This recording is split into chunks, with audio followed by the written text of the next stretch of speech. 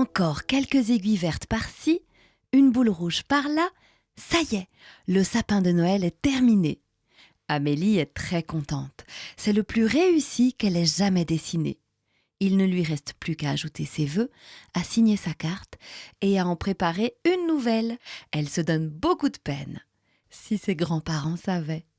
Tout à coup, Amélie entend des bruits de pas dans l'escalier. Elle a tout juste le temps de cacher la pile de cartes qui sont terminées avant que sa maman n'ouvre la porte de sa chambre. « Tu préfères des crêpes sucrées ou salées ?» demande-t-elle. « Des crêpes, l'un des plats préférés d'Amélie. »« Sucrées !» se hâte-t-elle de répondre en espérant que sa mère n'aura pas l'idée d'entrer. « Te voilà bien mystérieuse. »« Mais non, je suis juste en train de dessiner. » Et elle montre une feuille de papier sur laquelle elle a tracé en vitesse quelques étoiles de Noël rouges. « Oh, c'est très joli !» s'exclame sa maman avant de redescendre dans la cuisine. Si ses parents savaient. Amélie veut à tout prix finir ses cartes avant le souper, car il faut que Rémi ait encore le temps de les distribuer. Elle découpe une à une les étoiles de Noël qu'elle a dessinées, puis les colle sur ses cartes à la place des timbres. Ses grands-parents vont être très contents, c'est sûr. C'est à eux qu'elle destine la plus jolie carte et la petite boîte posée sur la table. Amélie l'ouvre, puis la referme tout doucement. Tout à coup, Amélie entend un grattement venant du jardin. « Rémi !»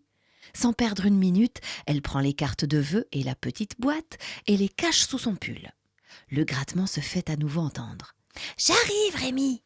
Elle se précipite dans l'escalier et réussit à ralentir au dernier moment devant la porte du salon avant de continuer en marchant doucement.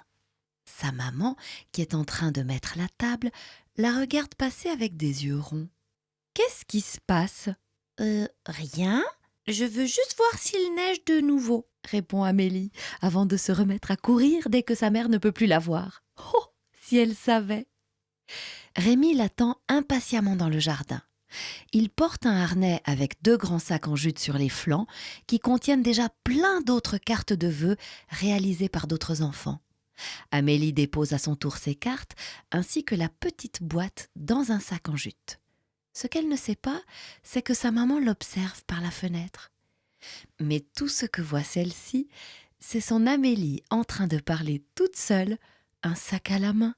« Prends bien soin de ces cartes !» murmure-t-elle à Rémi en lui grattant l'oreille. Le renne se met alors à s'ébrouer et à cligner des yeux, ce qui veut dire oui, avant de s'éloigner. Si ses grands-parents savaient. Amélie retourne à l'intérieur. Elle imagine déjà la tête de son papy quand il découvrira la petite boîte et la carte dans sa boîte aux lettres. Il en fera des yeux ronds.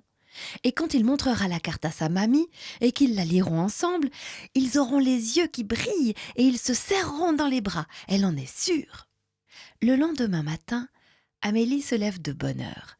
Elle veut guetter la réaction de ses parents quand ils découvriront la surprise qu'elle leur a réservée.